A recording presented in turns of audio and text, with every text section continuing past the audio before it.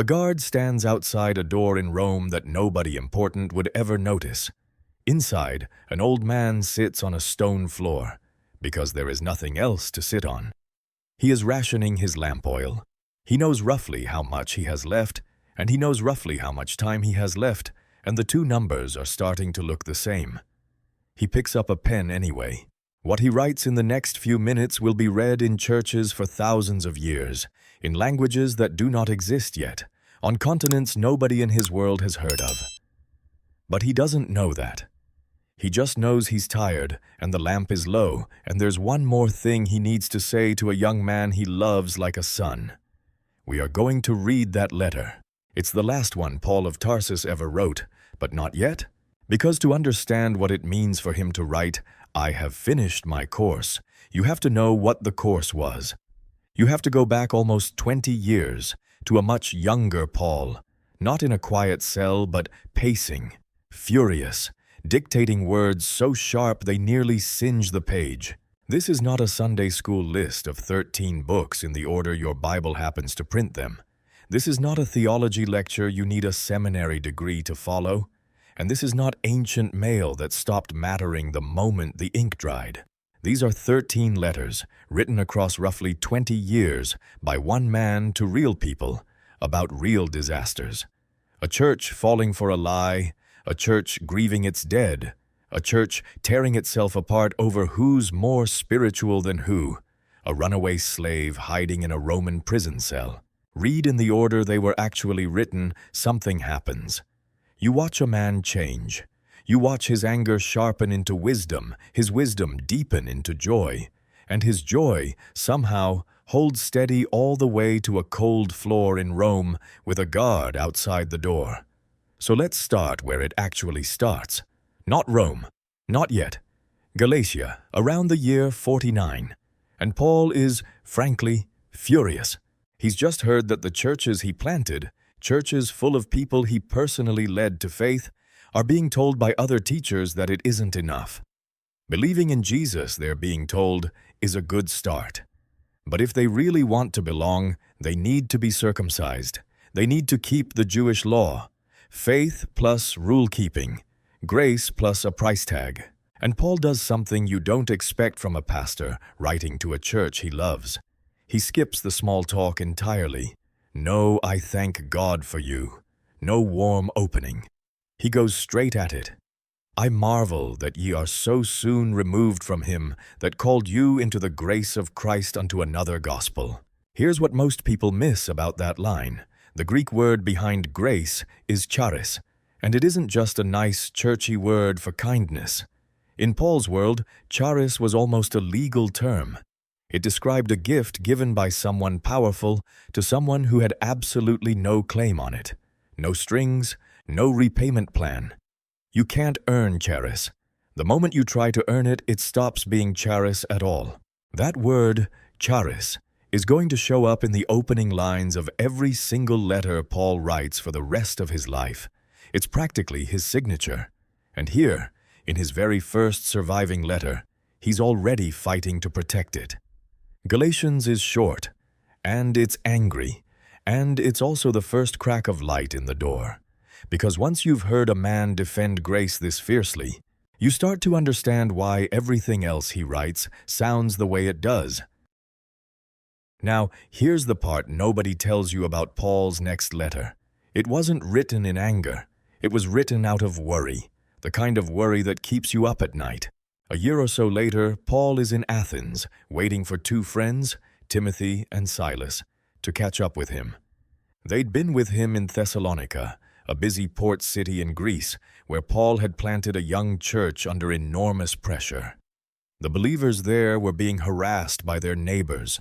Some of them had already died, and the others were panicking because they thought that meant those loved ones had missed out, missed the return of Jesus, missed everything. So when Timothy and Silas finally reach Paul with news from Thessalonica, Paul sits down and writes them a letter that is, more than anything else, an arm around the shoulder. I would not have you ignorant, he writes, concerning them which are asleep. Not dead and gone, asleep.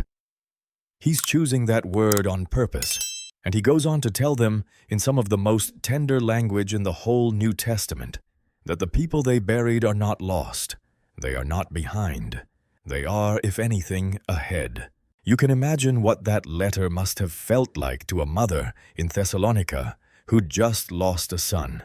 Not a lecture, not a rebuke, just, "You're not alone in this, and neither is he." A short time later, Paul writes again, what we call 2 Thessalonians, to the same church, still walking with them through fear and confusion, still signing his name alongside Timothy and Silas. 2 letters, written close together, both carrying the same quiet weight, grief held gently. And then, pay attention to this, the tone changes completely. Because the next church Paul writes to isn't grieving. It's not under threat. If anything, it's thriving. Corinth was a wealthy, busy, ambitious port city, and the church there had every spiritual gift you could ask for. People speaking in tongues, people prophesying, people with money, status, opinions. And somehow, all of that had turned the church into a mess. They were splitting into factions. I follow Paul. I follow Apollos. I follow Peter, like sports fans picking sides. Some of them were suing each other in Roman courts. Some of them were showing up to the Lord's Supper drunk, while others went hungry. It was, by any measure, a disaster. So Paul writes 1 Corinthians, and right in the middle of dealing with all of this chaos, he stops. And he writes 13 verses that have absolutely nothing to do with church politics, and everything to do with what's actually missing. Though I speak with the tongues of men and of angels, he writes, and have not love, I am become as sounding brass or a tinkling cymbal. Here's what's remarkable about that chapter. Paul isn't writing a poem for a wedding, even though that's mostly where we hear it now. He's writing it to a church that has every gift and almost no love. He's holding up the one thing they're missing and saying, this is the thing, not the tongues, not the prophecy. This, 3 letters in, and already you can see the shape of something. A church falling for the wrong gospel. A church grieving and afraid. A church gifted and proud. 3 completely different problems. And Paul meets every one of them the same way. By going back to grace and going back to love. Stay with me, because it's about to get a lot more personal. If 1 Corinthians was Paul dealing with a church's problems, 2 Corinthians is Paul dealing with his own. Something had happened between the 2 letters. We don't know exactly what, but it was bad. Paul mentions a sorrowful letter he'd written that we don't even have anymore, and a visit to Corinth that went so badly, he calls it painfully, in his own words. By the time he writes 2 Corinthians, he is exhausted.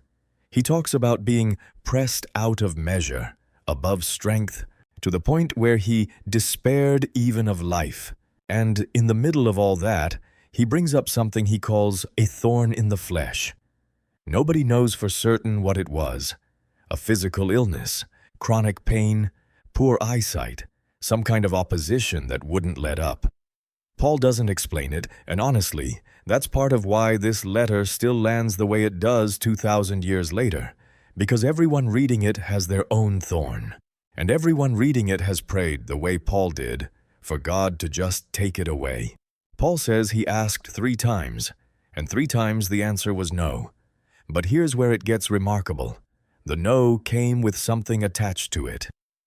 My grace, God tells him, is sufficient for thee, for my strength is made perfect in weakness. Not, I'll remove it eventually. Not, be patient. Just, my grace is enough. Even for this. Even now. And Paul's response is almost shocking. He doesn't grit his teeth and endure it. He says he'll boast in his weaknesses, gladly, because that's exactly where God's strength shows up the clearest. 4 letters in, and you can feel the shift. Galatians was a man defending grace with his fists up. 2 Corinthians is a man who has lived inside that grace long enough to actually rest in it, even while his body and his circumstances are falling apart around him. So, quick pause, because I want to know something from you. Of the 4 letters so far, Galatians, the Thessalonian letters, 1 Corinthians, and 2 Corinthians, which one would you want to actually receive if you were the one struggling? Drop a 1 if it's the grace and weakness letter, 2 Corinthians. Drop a 2 if it's the love chapter from 1 Corinthians. I'll read through the comments, because what comes next is the letter Paul writes when none of this is personal anymore. It's the letter he writes to a church he's never even visited, laying out, more carefully than anywhere else, exactly what this whole gospel actually is. Romans is different from everything that came before it for one simple reason. Paul has never set foot in the church he's writing to. Every other letter so far has been Paul talking to people he knows, churches he planted, arguments he's already had in person, faces he can picture. Romans is something else. It's Paul writing ahead to a church in the capital of the empire, laying out his entire understanding of the gospel as carefully and completely as he ever will. If Galatians is Paul fighting for grace, Romans is Paul explaining slowly and patiently exactly what that grace covers and what it doesn't leave out. And near the end of it, after page of careful argument, Paul does something he rarely does. He stops arguing and starts almost singing. For I am persuaded, he writes, that neither death, nor life, nor angels, nor principalities, nor powers, nor things present, nor things to come, shall be able to separate us from the love of God. It's the longest list Paul ever writes of things that cannot win, and it reads less like a theological conclusion and more like a man standing on a cliff edge, daring the whole world to try. He didn't know it yet, but he was about to need every word of that. Because shortly after writing Romans, Paul is arrested, and from this point on, every letter he writes, every single one, is written from some form of custody, under guard, in chains, in a cell. And here's the part that should stop you cold. The next letter, Philippians, is the most joyful thing Paul ever writes. It was carried to him by a friend named Epaphroditus, sent by the church in Philippi with a gift for Paul, who nearly died making the trip, got sick almost to the point of death, and pushed through anyway to reach him. And Paul, sitting in chains, writing back to the church that sent him, says this, I have learned in whatsoever state I am therewith to be content. Not because his circumstances are good, they are, by any normal measure, terrible, but because, as he puts it elsewhere in this same letter, Christ, who had everything, emptied himself. The Greek word there is kenosis, a self pouring out, holding nothing back. And Paul, in his own small way, chained to a wall, is living out the same shape. Around this same time, same imprisonment, same guard probably standing in the same hallway, Paul writes 2 more letters that almost feel like they're looking at the universe from a wider angle than anything before them. Ephesians and Colossians both reach for cosmic language. Colossians says of Christ, by him all things consist. Everything holds together because of him. And Ephesians includes one of the strangest, most striking lines in all of Paul's writing. We wrestle not against flesh and blood, but against principalities, against powers, against the rulers of the darkness of this world. Here's what most people miss about that line. Paul isn't writing this from a place of safety, looking out at someone else's battle. He's writing it from inside a Roman cell. He knows exactly what flesh and blood power looks like. It's the empire holding him. And he's telling a church, calmly, that the real fight is bigger than that, bigger than Rome, bigger than chains. 6 letters about churches and crises, and now 1 letter about a single person, a runaway slave. And it might be the most quietly remarkable thing Paul ever wrote. His name was Onesimus. He was a slave who belonged to a man named Philemon, a wealthy believer in the city of Colossae, someone Paul almost certainly knew personally. At some point, Onesimus ran. Slaves who ran from their masters in the Roman world were, legally, in enormous danger. And somehow, in a city full of strangers, Onesimus ends up crossing paths with Paul, in prison. And there, Onesimus becomes a believer. Now Paul has a problem. Onesimus is legally still Philemon's property, and Paul writes a letter, Philemon, to send back with him. He calls Onesimus, in this letter, someone he has begotten in my bonds, his son born in chains. And then Paul does something extraordinary. He doesn't order Philemon to free Onesimus. He doesn't pull rank even though he absolutely could have. Instead, he asks, he appeals, he even offers to personally cover any debt Onesimus owes. He's asking one man, privately, to see another human being the way Paul has come to see him, not as property, but as a brother. It's one page. It's the smallest letter Paul ever wrote, and it might ask the biggest thing. You know that feeling when you're going through old letters, maybe one's a parent or grandparent left behind, and you find them all mixed together, no dates, no order, and then somebody sorts them, puts them in the order they were actually written, and suddenly the whole thing reads differently. The early ones sound like a different person, and the later ones. You can feel something settling, something that's been earned. That's where we are now. Paul is released for a while, and in this brief window of freedom, he writes 2 letters that read completely differently from everything before them.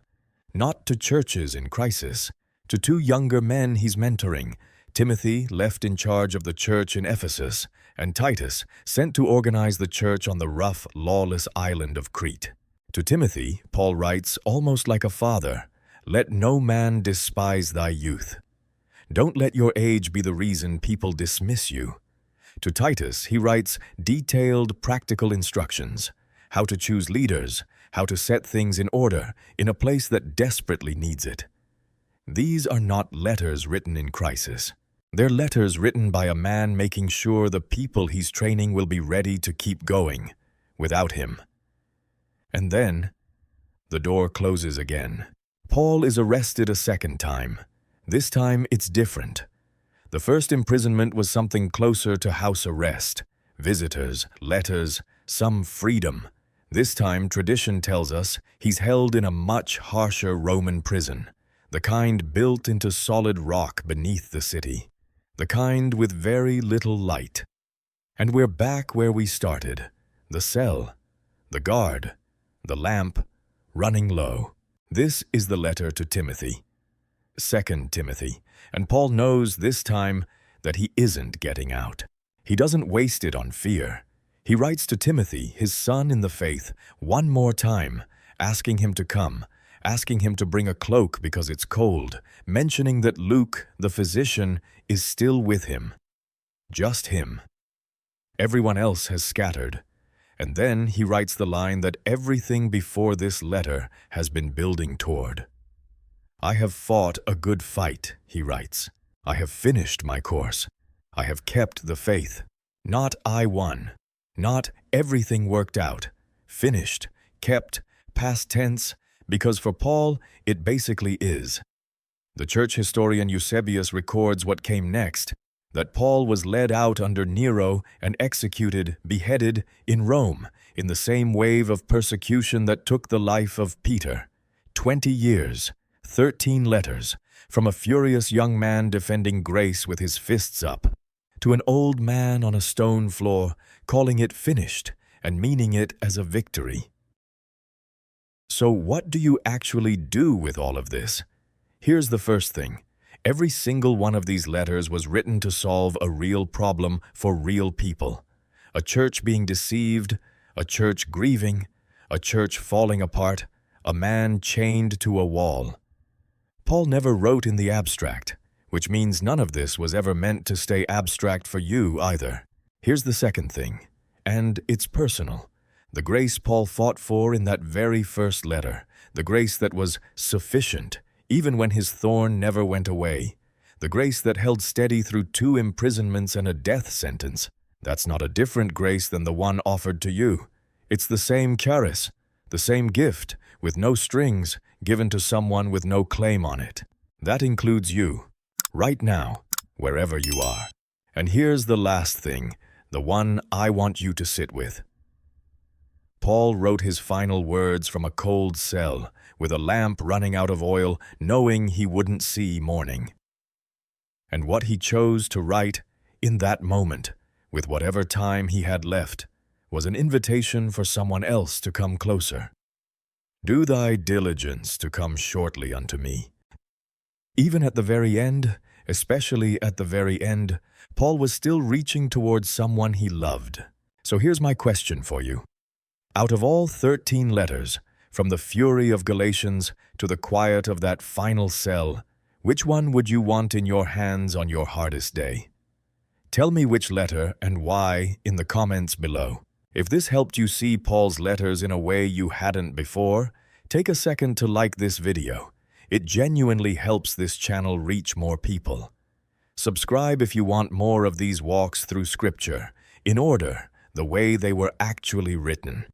And if you know someone who's in their own version of that cell right now, share this with them. The lamp was running low, but the letters still got written.